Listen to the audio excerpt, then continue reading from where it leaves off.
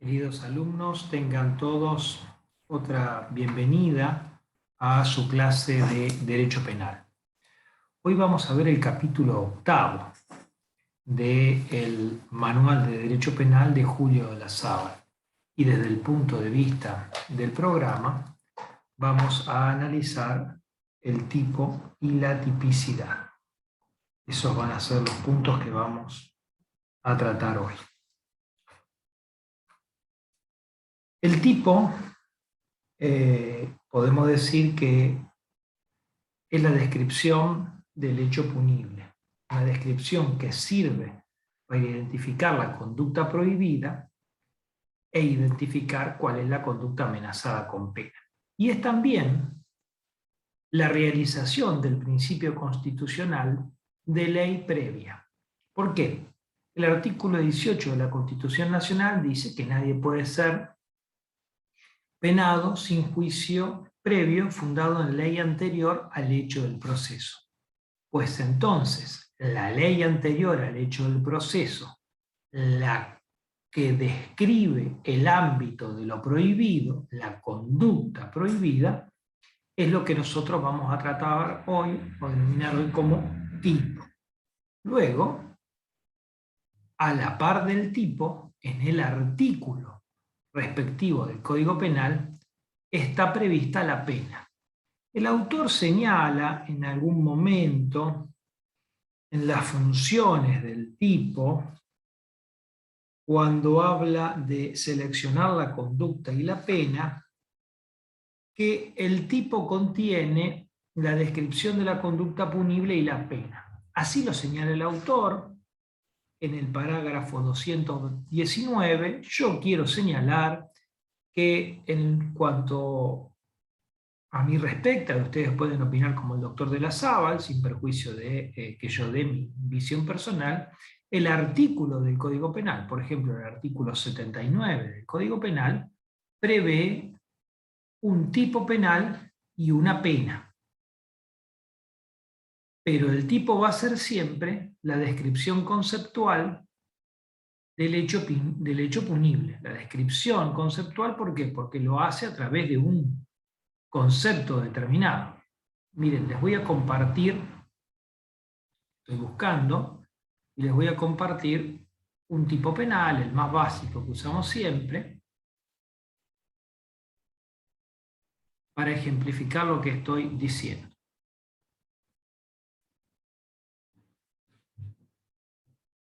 Entiendo que tienen a la vista entonces el Código Penal en su aplicación vigente. Dice el Código en el artículo 79.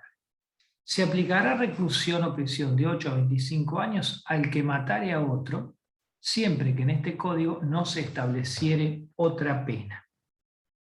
Entonces, el tipo es la descripción de la conducta punible, matar a otro. El que matare a otro es el tipo. La pena prevista en una escala es la de reclusión o prisión de 8 a 25 años. El artículo es el artículo 79, que prevé tanto la pena como la descripción de la conducta punible. Dejo de compartir. En clases anteriores repasamos, habíamos visto una serie de definiciones que daba el autor en relación al concepto de delito. Y respecto entonces del concepto básico de tipicidad, decía: la acción significativa para el derecho penal es la que coincide con una descripción, tipo, previamente establecida por la ley. De allí que para este autor, el tipo va a ser la descripción de la figura punible conforme a una definición clásica. La tipicidad, entonces, va a ser la adecuación de la conducta a la figura punible. El tipo no ha sido concebido siempre de la misma manera. Históricamente, con la formulación del delito tipo, de Belling, apareció la idea de que la conducta punible estuviera adecuada a una descripción legal. Pero esta conducta punible adecuada, esta formulación conceptual del ámbito de lo punible, en primeras etapas, en primeras formulaciones, fue absolutamente ascética, sin ningún tipo de valoración. Era, como decían los clásicos, una descripción meramente objetiva. Luego, con el avance del tiempo, se entendió que incluía un cierto grado de valoración normativa que implicaba la selección de una determinada conducta y que tenía elementos que resultan interpretables y que no solo eran elementos objetivos, sino que también contenían elementos subjetivos. Tal es así que con la aparición de la concepción final de la acción, elementos de análisis del delito como el dolo, la intención y conocimiento de realizar el acto intencionalmente, o la culpa, la falta de intención criminal, una intención distinta, y la violación al deber de cuidado como forma de captar un determinado resultado lesivo, se trasladaron al tipo. De allí que hoy tengamos tipos dolosos y tipos culposos. Esta idea de tipos dolosos y tipos culposos no existía para la doctrina clásica, porque dolo y culpa eran formas de relación psicológica del sujeto con el hecho que se analizaban en la culpabilidad. Época en la cual el tipo era absolutamente avalorado y objetivo. Es decir, no tenía ningún tipo de valoración y era objetivo. Terminada que sea su evolución, decimos que hay tipos que suelen ser más abiertos, y por ejemplo aquí se caracterizan los tipos culposos, y hay tipos que son más cerrados o que tienen una adecuada descripción de la totalidad de la conducta punible sin necesidad de que el intérprete tenga que adecuarse, y esos tipos son los que denominamos tipos cerrados. Ya lo analizaremos en la clasificación. Las funciones del tipo son, según el autor, seleccionar la conducta y la pena. Ya hemos dicho que desde el punto de vista de quien les habla, efectivamente cumplen esta función de seleccionar la conducta y la pena, pero lo hacen ubicando en un determinado artículo al lado del tipo la pena que le corresponde. Pero no debemos confundir tipo penal con artículo del Código Penal. El artículo del Código Penal, el artículo 79, como vimos recién, contiene una descripción típica, la conducta punible, matar a otro, y una pena que se establece en una escala, no es una pena única, diferente de, por ejemplo, la pena del artículo siguiente, que es la del artículo 80, que es la de reclusión o prisión perpetua. Por supuesto que tiene una función preventivo general, que es de convocar al cumplimiento de las normas, hacer saber lo prohibido a través de la amenaza de pena, y garantizar también el cumplimiento constitucional de la ley previa. Hay autores, y coincide evidentemente el doctor de la Sábal, que proponen que el tipo penal es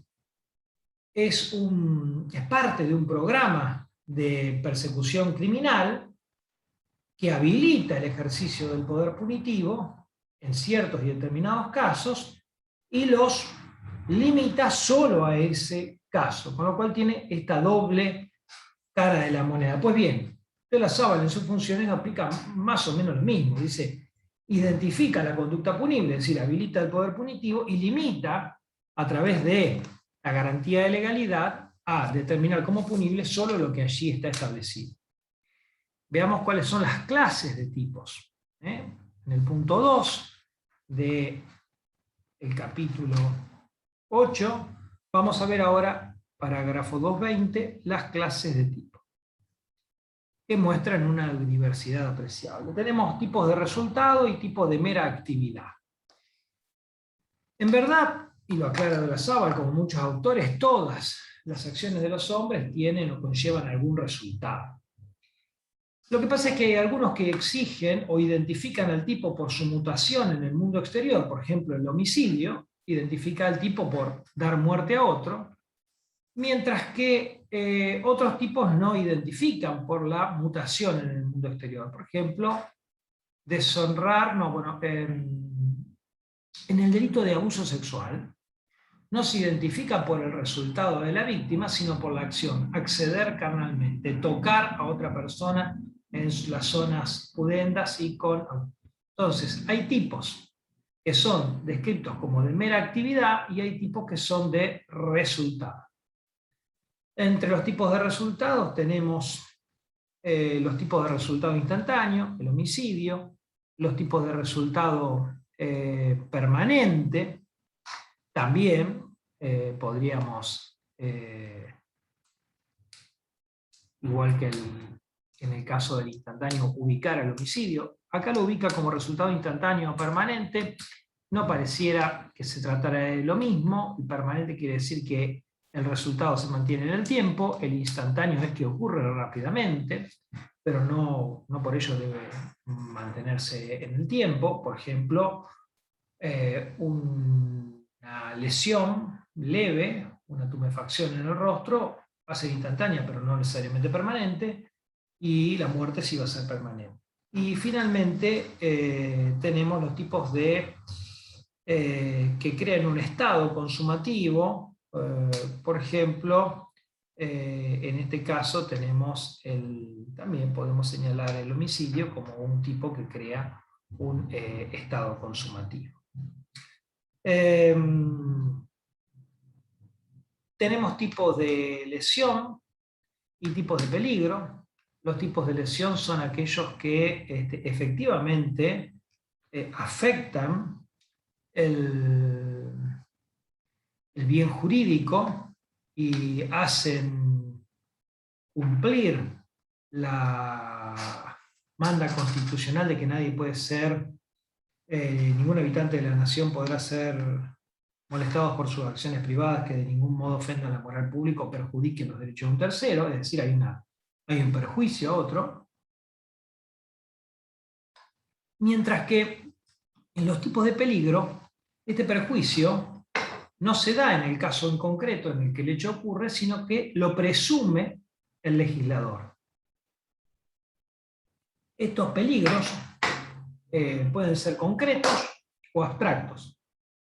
En el caso del peligro, los delitos de peligro concreto, se exige que en el caso particular haya habido un peligro concreto. Por ejemplo, el delito de incendio. Mientras, peligro común para personas o bienes, en este caso. Y en algunos otros estragos también. En el caso del peligro abstracto, el legislador en ese caso presume que siempre que se realice esa actividad va a haber un peligro. Por ejemplo, los delitos de tenencia o deportación. Tenencia de armas, portación de armas, el legislador presupone por sí la existencia del peligro. Tenemos también tipos generales, agravados y atenuados. Los tipos generales o básicos se encuentran descritos en la parte general cuando describen la conducta básica afectada, por ejemplo, un delito contra la integridad física, la lesión, causar un daño en el cuerpo o en la salud, y los tipos agravados, por ejemplo, la lesión grave o la lesión gravísima, cuando ese daño en el cuerpo o en la salud afecta total o parcialmente un órgano, cuando ese daño en el cuerpo o en la salud dura más de 30 días para permitir volver a la actividad laboral normal y habitual, cuando implica la pérdida de un miembro, de un sentido, de la palabra, de la capacidad para engendrar o concebir, y el tipo se va agravando. O sea, el daño en el cuerpo o en la salud puede ser grave o gravísimo, artículos 90 o 91. También puede agravarse por la finalidad del sujeto, no solamente por el resultado. Puede haber un agravamiento debido a lo que se conoce como un elemento particular subjetivo del autor o ultrafinalidad, diría algún autor, por ejemplo, el que realiza un homicidio para ocultar otro, o ocultar otro delito, o por odio racial. Estos elementos subjetivos, o por la condición de mujer, o por la condición de funcionario público, o policía. Estos elementos subjetivos agravan el tipo. Tenemos tipos comunes, especiales, o propios, o de propia mano. El delito común, el tipo común, no requiere en el sujeto activo ninguna circunstancia particular. Cualquiera puede ser autor de un delito común. Y generalmente están identificados en el Código Penal con la frase el que. El que, en el mejor de los casos, a sabienda hiciere tal o cual cosa. El que matare a otro, artículo 79. El que causare un daño en el cuerpo o en la salud. El que se apoderara ilegítimamente de la cosa mueble total o parcialmente ajena. Ahora, los delitos propios o especiales son aquellos que requieren una calidad particular en el sujeto, generalmente la de funcionario público. Entonces, vamos a encontrar que está identificado el sujeto activo. Y ya no dice el que, pudiendo ubicar a cualquiera, sino que dice el funcionario público, el juez, el abogado. Y después tenemos los delitos de propia mano, que también están clasificados aquí, o no sé si es la más correcta de las ubicaciones, pero en los delitos de propia mano decimos que son aquellos que solo pueden realizar la autoría quien comete la acción directa corporal por él mismo. Por ejemplo, el delito de falso testimonio. Solo puede dar un falso testimonio quien se presenta como testigo en un juicio. Tenemos también otra clasificación de tipos simples y compuestos. Los tipos simples son los que requieren una sola actividad y los tipos compuestos son los que requieren más de una actividad. Por ejemplo, la emisión de cheques sin provisión de fondo requiere emitir un cheque sin provisión de fondo y después, una vez que le ha sido dado aviso, no cubrir el cheque una vez que ha sido notificado por el giro bancario, el aviso bancario o por el acreedor. Es decir, acá se requieren dos conductas, una activa y una omisiva posterior. Y tenemos finalmente tipos cerrados y tipos abiertos. Bueno, ya hemos visto, los tipos cerrados son aquellos que prevén en una mayor estrictez de la determinación del ámbito de lo prohibido la conducta típica, y los tipos abiertos, los clásicos, son los tipos culposos, que prevén que sea el intérprete del juez quien deba determinar si en el caso concreto, ex post facto, hubo imprudencia, negligencia, impericia. Los tipos también pueden ser de acción o de comisión. Tipo de acción es aquel que se realiza violando una norma prohibitiva. Yo realizo una conducta activa y de tal manera que violo una prohibición. En general las conductas, ya hemos señalado esto, no se encuentran prohibidas, la gran mayoría de las conductas que realizamos no están prohibidas, pero el código contiene un catálogo discontinuo de distintos espacios de prohibición. Por ejemplo, matar, lesionar, abusar sexualmente, promover la corrupción, la prostitución, privar a otro de su libertad personal, apoderarse de las cosas ajenas, engañar a otro y quedarse con su dinero, la estafa. Este catálogo discontinuo de conductas prohibidas prevé una gran cantidad de prohibiciones. Y la violación de la norma prohibitiva se corresponde con un tipo activo, es decir, una acción. Pero también puede haber tipos omisivos, que son aquellos que se violan a través de un no hacer en ciertas y determinadas circunstancias. Los tipos omisivos son tipos circunstanciados. Por ejemplo, el caso del artículo 108, que señala que el que, encontrando perdido o desamparado a una persona que no puede valerse por amenazado de un peligro cualquiera, bueno, debe prestarle auxilio. Finalmente, tenemos los tipos dolosos y culposos. Tipo doloso es aquel que tiene el sujeto intención y voluntad de realizarlo, y conocimiento. Es decir, conocimiento y voluntad conforman el dolo. Yo conozco, no yerro, y además quiero realizar lo que hago. Y los tipos culposos son aquellos que ya, como hemos dicho, identifican un resultado a través de la violación al deber de cuidado en la conducta. La construcción compleja del tipo penal.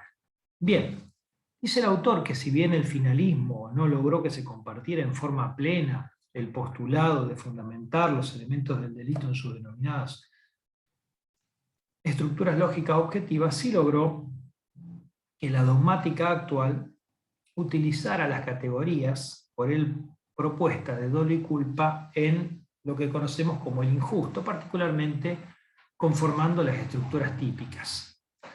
Así que el tipo va a ser complejo. Vamos a hablar desde el punto de vista del tipo penal de un tipo complejo, que tiene aspectos objetivos y aspectos subjetivos. Los aspectos objetivos van a ser los que vinculen lo que conocemos como tipo sistemático. Los sujetos, el sujeto activo y el sujeto pasivo, la acción típica con su núcleo, con sus elementos. En materia de elementos del tipo, bueno, la doctrina ha ido variando. Por un lado se escuchó hablar de elementos objetivos, subjetivos y normativos. Algunos autores hablan de elementos interpretables y de remisiones valorativas de comportamiento. Otros autores, como el de Olazábal habla de elementos descriptivos y elementos normativos. En estos elementos descriptivos va a incluir los datos objetivos. Bueno, ha habido variadas consideraciones sobre los elementos. Nosotros vamos a tener en esta clase para el ISEP lo que dice el libro de Olazábal, y también el resultado. Y entre el sujeto con su acción y el resultado debe existir lo que se denomina una relación de causalidad. El resultado debe estar causalmente vinculado y además debe serle imputable al sujeto. De allí que relación de causalidad e imputación del tipo objetivo, o imputación objetiva, como dice el autor, que no es más que la imputación del tipo objetivo. El tipo objetivo entonces es este tipo básico que estamos determinando, van a ser los que conformen el tipo objetivo general o tipo sistemático. Finalmente después vamos a tener el tipo subjetivo, que en el delito, por ejemplo, doloso, va a ser el dolo. Repasemos el tipo objetivo. Los sujetos pueden ser el sujeto activo y el sujeto pasivo. Los sujetos activos pueden ser un sujeto común indiferenciado, como hemos dicho, en los delitos comunes o tipos comunes, y pueden ser sujetos específicos, de delitos especiales. Estos pueden tener características, por ejemplo, ser funcionario público, o puede tratarse de determinadas características que deba tener el sujeto activo, por ejemplo, ser un hombre y matar a una mujer, o el sujeto pasivo ser una mujer para determinados delitos agravados, por ejemplo, el homicidio, el femicidio. La acción típica. La acción típica es la conducta desarrollada por el sujeto activo que está descrita en la fórmula legal. Recuerden que la voz tipo, no sé si lo dijimos aquí, pero la voz tipo es una derivación del alemán de la palabra Tatbestand, supuesto de hecho legal. Ese es el tipo, el supuesto de hecho legal. Entonces, este tipo, este supuesto de hecho legal, esta descripción conceptual de la figura punible, va a tener un núcleo que va a coincidir muchas veces con el verbo matar, apoderarse, acceder carnalmente, engañar, desapoderar, y de allí vamos a tener dañar en el cuerpo, en la salud, dañar un objeto, y allí vamos a tener los distintos tipos: homicidio, lesiones, privación de la libertad, abuso sexual, hurto, robo, estafa, según vayamos describiendo. Concentrémonos en uno. Por ejemplo, el hurto. El hurto se describe como el apoderarse total o parcialmente de una cosa mueble, apoderarse de una cosa mueble total o parcialmente ajena. Bueno, pues apoderarme de una cosa mueble total o parcialmente ajena está caracterizado su núcleo por el apoderamiento. Luego van a contener determinados elementos que pueden ser descriptivos o normativos. Es un elemento descriptivo que el apoderamiento puede hacer de la cosa en su totalidad o parcial, porque puedo ser un condominio. Que la cosa sea ajena, son todas herramientas que dan mayor taxatividad legal a la definición del delito de hurto. En algunos casos es exigible, en otros no.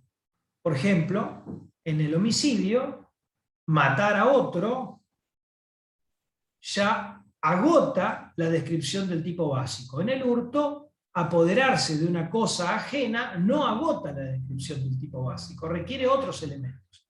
Que la cosa pueda ser total o parcialmente ajena, que la cosa deba ser ajena. Porque el mero apoderamiento de una cosa, sin la ajenidad, no configuraría el delito. En vez de matar a otro, se acredita con ello mismo. Y también hay elementos normativos, como por ejemplo el término cosa, que aunque sea un elemento interpretable básico, y que podríamos decirlo como meramente descriptivo, contiene una descripción jurídica, pues la cosa está descrita en el Código Civil, las cosas están clasificadas en cosas muebles o inmuebles, y las cosas inmuebles están clasificadas, las cosas muebles están clasificadas en semovientes y no semovientes. Así las cosas, valga la redundancia, nos quedan por verificar los elementos normativos. ¿Cuáles son los elementos normativos? Aquellos que contienen una referencia de naturaleza jurídica o de naturaleza cultural. Son elementos de valor. Por ejemplo, la cosa ajena. Por ejemplo, ilegítimamente, porque yo puedo apoderarme de una cosa ajena y ser esto legítimo si soy el oficial de justicia que va a secuestrar el televisor en un juicio por un incumplimiento contractual. Y también pueden ser elementos culturales, como por ejemplo el placer, la orientación sexual, el odio racial. Son elementos normativos que caracterizan al tipo. Bien, además de la acción con su núcleo, elementos descriptivos y normativos, en la visión del autor tenemos que tener una lesión, que la lesión es la afectación al bien jurídico, al plan racional de vida del otro. Y puede o no coincidir, ya lo hemos señalado con anterioridad, con el resultado. No todos los tipos identifican la conducta a través del resultado, como por ejemplo el homicidio, matar a otro. Hay algunos que no lo identifican a partir del resultado, sino que describen meramente, o por ejemplo, el otro que identifica el resultado es la injuria, fíjense. No aparece una acción más que con la palabra, pero lo identifica a través de deshonrar o desacreditar a otro, de producirse la deshonra o el descrédito del otro. Bueno, los tipos en materia de lesión requiere de allí que haya una afectación a los derechos, a los intereses jurídicamente protegidos de otros, y no necesariamente un resultado. Y puede coincidir la lesión o no con el resultado. Vamos ahora a la relación de causalidad. Algún autor dice que la causalidad es un dato meramente físico, tiene razón, la causalidad viene desde siempre y va hacia el futuro siempre. La causalidad, si se quiere, en cualquier hecho, comienza con el Big Bang o con la creación divina del mundo y el Big Bang incluido, si quieren, y termina con el futuro. Es decir, mirando hacia el frente, hacia adelante. Y de hecho, no solo viene desde siempre y va hacia el futuro, sino que además nos atraviesan distintas causalidades, porque nos atraviesan las acciones de los otros. De allí que la causalidad es un dato necesario, pero no suficiente para atribuir responsabilidad o adecuación típica de un hecho. Es un dato necesario porque si no hay relación de causalidad, si entre mi acción y el resultado, si entre mi acción y la lesión genera el conflicto, no hay relación de causalidad, pues no puede serme imputable el hecho. Pero con esto no alcanza. Ahora, ¿cuáles han sido las teorías de la causalidad? La primera de ellas, o la más expandida, ha sido la teoría de la equivalencia de las condiciones, que decía que era causa de un resultado, aquella condición que si la excluíamos, se excluía el resultado. Obviamente que esto llevaba a elaboraciones complejas y eternas, porque no solo era causa del resultado el sujeto que había disparado, sino también el que había vendido el arma, el que había vendido el acero para fabricar el arma, y así nos podíamos remontar hasta la nieve. A partir de ello empezaron una serie de teorías de la causalidad que no son más que teorías de la imputación, es decir, buscar achicar esta causalidad para el caso concreto, y empezamos a olvidarnos de que la causalidad es un dato meramente físico para ver cómo esta causalidad la vinculamos al caso particular de Juan que mató a Pedro. Entre ellos tenemos la de la causa próxima, que es la última causa, lo cual no necesariamente resolvía el problema, porque la causa próxima pudo no haber aumentado riesgo alguno para quien ya estaba en condición de fallecer. La causa más adecuada, en virtud o teoría de la causalidad adecuada. Aquí el autor sí habla de la causa o condición adecuada, que es aquella que, conforme al curso natural de las cosas o a las reglas de la experiencia sensible, ya nos metemos en una cuestión probatoria, era la que generaría la lesión. Aparece también la teoría de la causa eficiente, que es la que resulta más eficaz para producir el riesgo o lesión. Autores como Ricardo Núñez hablan de la causa típica, aquella que está prevista o descrita en el tipo penal o en el ámbito de protección de la norma. Aparece aquí, según algunos autores, una teoría de la imputación. Lo cierto es que las teorías de la causalidad no explican por sí mismo la atribución de un resultado o una lesión.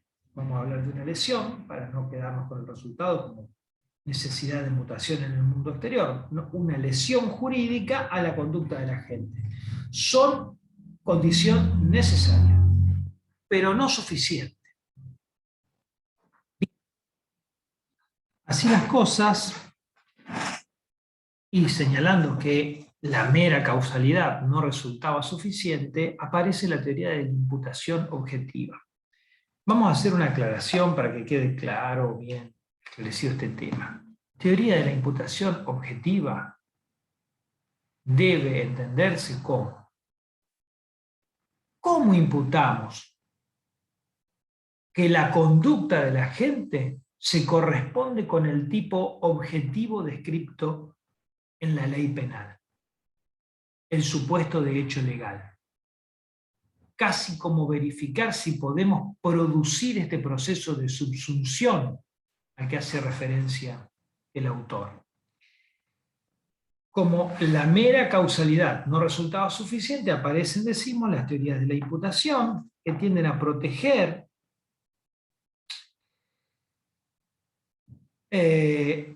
la correcta determinación del ámbito de lo prohibido en el caso concreto.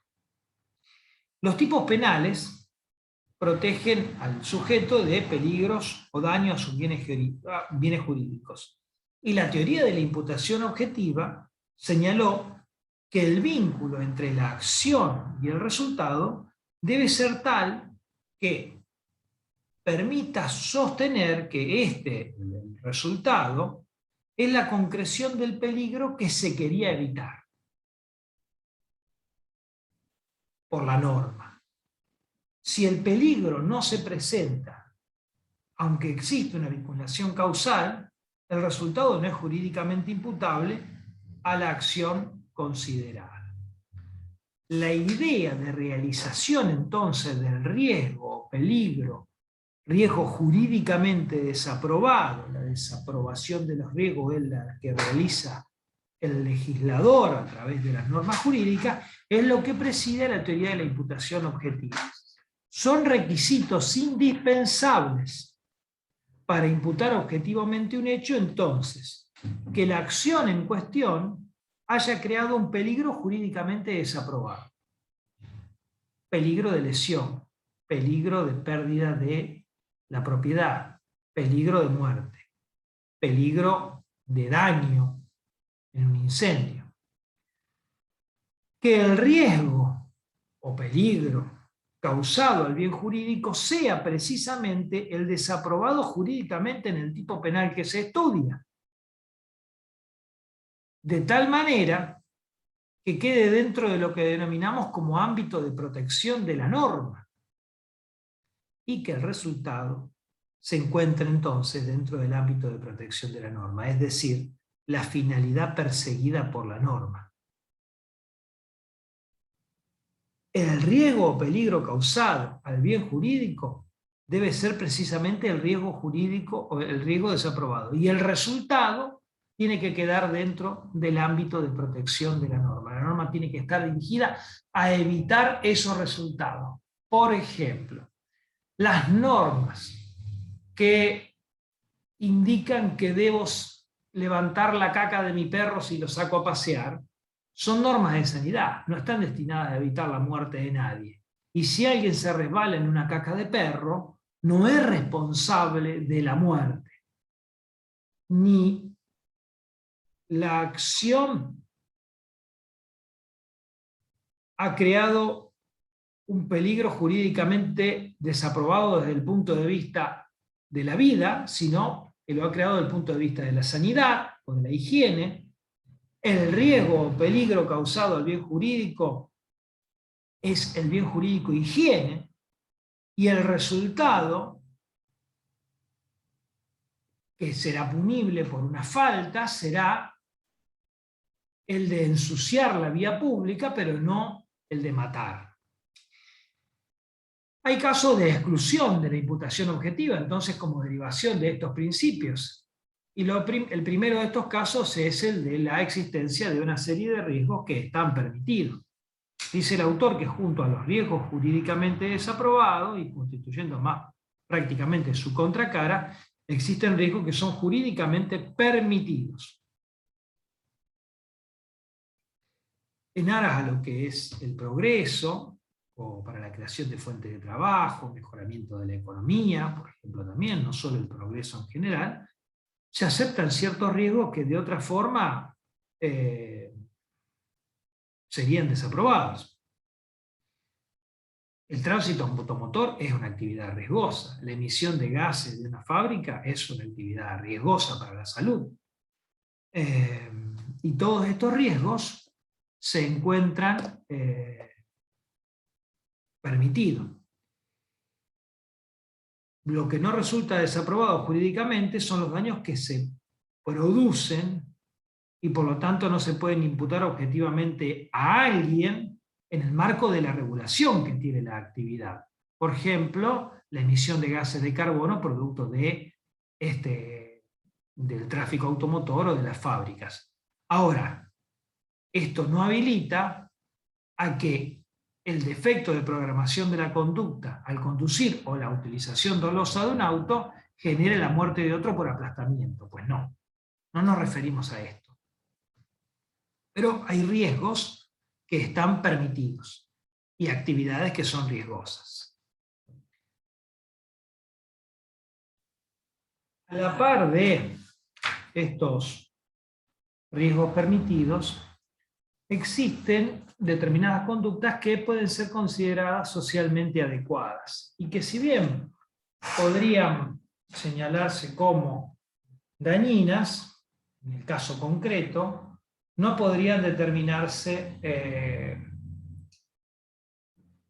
que exista un dominio del hecho destinado a la lesión, ni que el sujeto pueda imputársele esa actividad que en definitiva es socialmente adecuada. Acá, ¿qué es lo que aparece? aparecen las teorías de los roles. Y tenemos que ser muy claros, porque los roles que cumplimos no son estáticos, son dinámicos.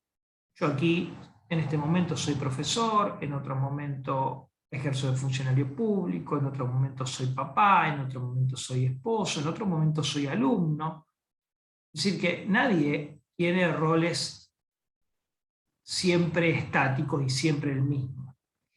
De allí que se dice que cuando la actividad es socialmente adecuada y conforme a derecho, no debería imputársele nada a nadie.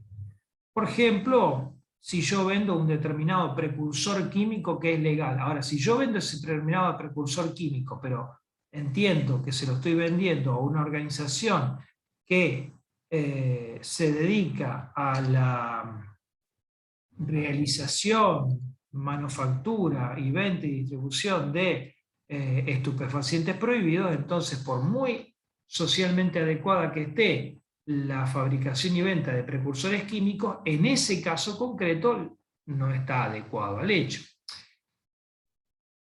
Sí puede ser una conducta socialmente adecuada la de pedirle a un tío rico que quiere heredar salir a pasear por un bosque en un día de tormenta pretendiendo que lo parta un rayo. Luego, como dice el autor aquí, si lo parte un rayo en una tormenta, bueno, pues la actividad social es adecuada.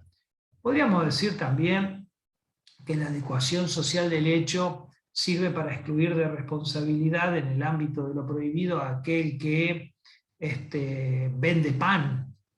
Yo vendo pan o yo me dedico a sanar a personas y bueno, soy médico y me toca sanar a alguien que después va a matar a otro, no tengo responsabilidad por haber sanado a él. Yo vendo pan y luego lo utilizan para envenenar a la abuelita que quieren heredar. Bueno, pues yo vendí pan, mi actividad era adecuada mientras yo no supiera que se vendía. Ahora, si yo estoy en una ferretería y tengo un montón de cuchillos en un balde, porque estoy para la venta en miles de cosas, entre ellos cuchillos o martillos, si veo que hay dos borrachos que se están peleando y uno entra y me dice, dame un cuchillo, dame un martillo, qué sé yo, se lo vendo, porque total mi actividad es esa, y el tipo sale y lo mata, pues alguna responsabilidad tengo, por muy adecuada que sea mi acción.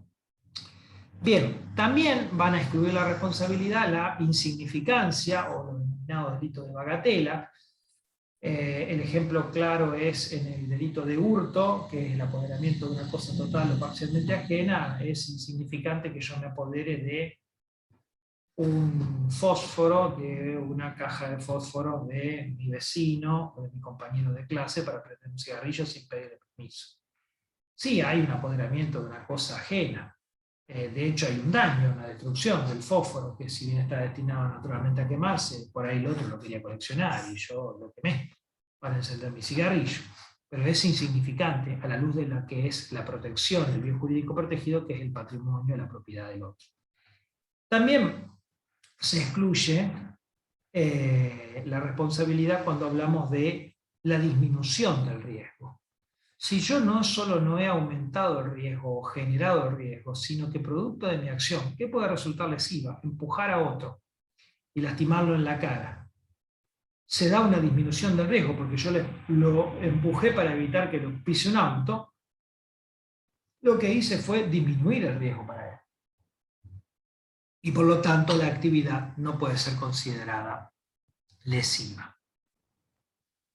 Las exclusiones. Tenemos también el consentimiento. Sabemos que algunos bienes, señala el autor aquí, son indisponibles aún para su titular, como la capacidad, la libertad, algunos dirán la vida. Yo creo que los bienes jurídicos en general se disponen constantemente. En este momento estamos disponiendo de nuestra vida, porque estamos con nuestra vida haciendo lo que queremos, dando clase, escuchando la clase. Como los bienes jurídicos en general son disponibles, cuando yo consiento la realización de una actividad que puede ser lesiva en mi persona, entonces no hay lesión. El claro caso es, inclusive lo van a encontrar denominado por esta forma, es el consentimiento informado en la práctica médica. ¿Está mal clavarle un elemento cortante a alguien en la panza? Sí. Pero si lo hace un médico en el marco de una práctica médica para extirpar un apéndice que ha estallado o que se encuentra en condiciones de estallar, entonces lo que estamos haciendo es dando nuestro consentimiento. Inclusive no hace falta que sea una práctica que yo consiento por una situación de gravedad, porque acá inclusive podría realizarse esto a lo mejor sin el consentimiento si la persona no está consciente para salvarlo, y sería una disminución del riesgo lo que se intenta, pero podría hacerlo para que me hagan una operación en el estómago para bajar de peso. Sí, no solo me estarían afectando la piel, los tejidos, los músculos, sino eventualmente hasta algún órgano. Sin perjuicio de ello, he consentido esta actividad. También cuando hay una autopuesta en peligro, cuando el riesgo ha sido creado por la propia víctima, no es posible sostener que un tercero ha creado el riesgo jurídicamente desaprobado como para imputarle el resultado, no cuenta el autor. La víctima herida en un choque de automóviles, que recibe la indicación médica de no trasladarse y de guardar reposo, pero en vez de cumplirla se va a jugar al tenis, o el recientemente operado que realiza pesas, entonces se autopone en un peligro. Esto no es responsabilidad del médico, salvo cuando nos encontremos en una situación de garante de la conducta de esta persona, por ejemplo, en una internación psiquiátrica. El principio de confianza en la sociedad moderna y organizada también priva la idea de que está gobernada por un principio de confianza en las tareas conjuntas, por ejemplo, en la práctica médica. El cirujano confía que el anestesista se encarga de dormir adecuadamente al paciente y que ha tomado todos los recaudos para saber que está en condiciones de ser anestesiado y de realizarse la práctica médica. El instrumentista que tiene todos los elementos para ese tipo de operación, los que generalmente se usan y los que generalmente no se usan salvo una situación excepcional. Y si la situación excepcional ocurre y el instrumentista no tenía todo el instrumental, el cirujano era normal que confiara en ello. Esto también se da ante el principio de desconfianza, ¿no? Si yo advierto que el cirujano, que el instrumentista o cualquier parte del equipo médico, el cirujano o el anestesista, vienen borrachos, entonces cede el principio de desconfianza, es decir, debo darme cuenta de que no podía confiar. Como si el tráfico automotor implica cierto grado de confianza, de que paremos en las esquinas, de que crucemos en las esquinas, si yo voy por calle X de Venado Tuerto, deambulando a una velocidad normal y razonable, pero veo a lo lejos un grupito de chicos jugando a la pelota en la vereda, el principio de desconfianza o las reglas de la experiencia sensible me indican que debo reducir la velocidad porque un chico puede correr tras la pelota.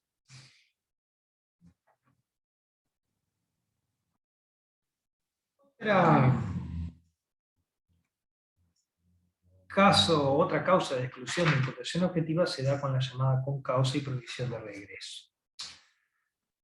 Cuando hablábamos de las causas, decíamos que la causalidad era un elemento puramente físico, ¿no? Y que había causas que algunas podían ser más próximas que otras. La doctrina fue elaborando algunas ideas en relación con esto de las causas eficientes, adecuadas y con causas, con aquello que ocurría cuando existía una causa o un hecho, una circunstancia, una condición, en una serie de acontecimientos que interrumpía un curso causal iniciado. El ejemplo que da el autor, lo leo del autor: con intención homicida, A efectúa un disparo de arma de fuego contra B.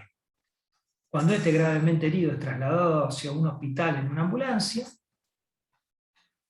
pero estabilizado, sin la ambulancia de traslado al hospital no estaría en condiciones de sobrevivir.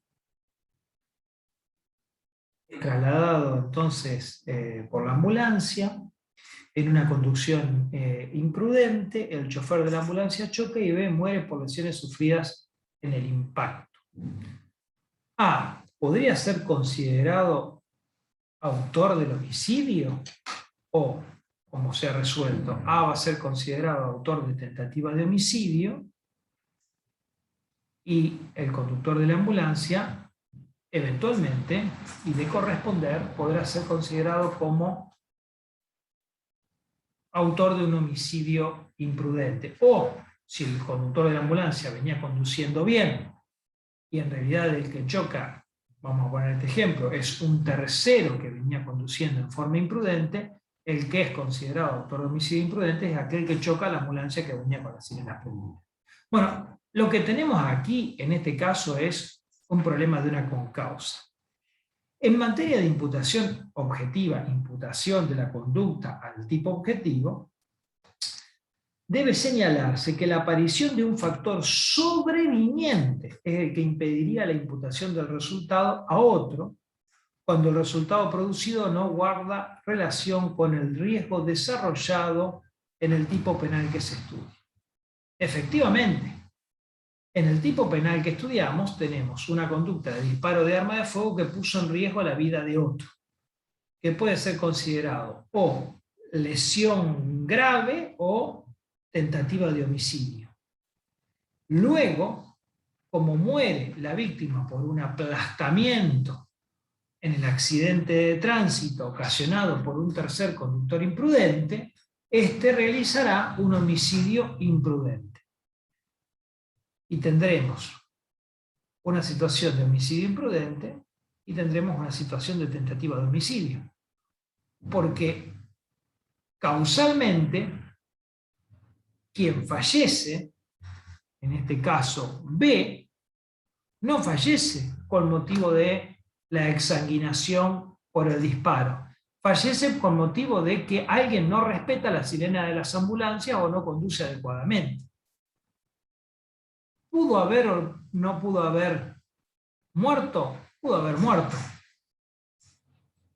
O pudo haber sobrevivido, no lo sabemos. Atribuirle el resultado homicida a quien disparó el arma y desincriminar al conductor imprudente sería, en principio, una desincriminación absurda y un fomento de que nadie respete las ambulancias y los policías, los sonidos establecidos a tales efectos. Y por otro lado, o las reglas de conducir.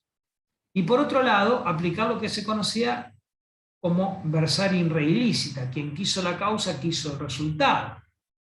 Aquel que anda en algo malo debe responder de todos los males de su accionar. Pues aquí pareciera que, o resulta, y así lo ha considerado la doctrina, y la jurisprudencia, que no se le puede establecer la responsabilidad por el hecho que no ha causado, que es una muerte por aplastamiento. Llegamos al aspecto subjetivo del tipo. Dentro del tipo subjetivo se hallan ubicados los aspectos de la subjetividad del autor, de su fuero íntimo. Vamos a hablar sucintamente de los dos aspectos que pueden referirse a la subjetividad o a la intención del autor con su acción o con su omisión. Puede tener la intención y el conocimiento de realizar una conducta punible, o puede tener la intención de realizar una conducta distinta, pero hay un defecto en la programación de la conducta.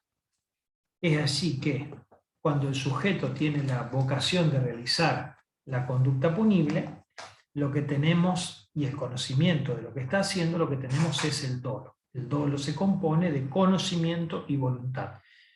Y el tipo individualiza la conducta en relación a un determinado querer. El resultado tiene que estar vinculado a ese querer. De allí que hablemos del tipo doloso, del tipo intencional, pero no solo intencional, sino que además requiere conocimiento. El dolo va a tener estos dos aspectos, el aspecto cognoscitivo y el aspecto volitivo. La culpa, cuando hablamos de culpa debemos ceñirnos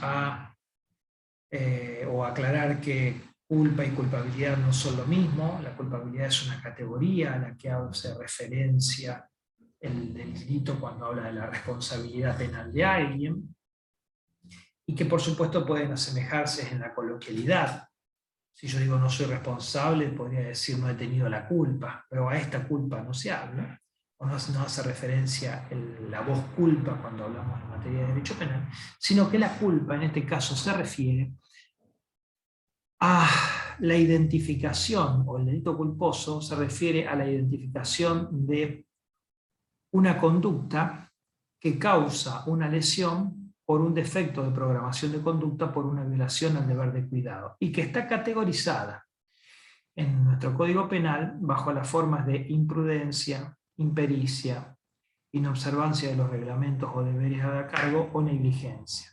El delito imprudente o el delito negligente son los que caracterizan a la culpa.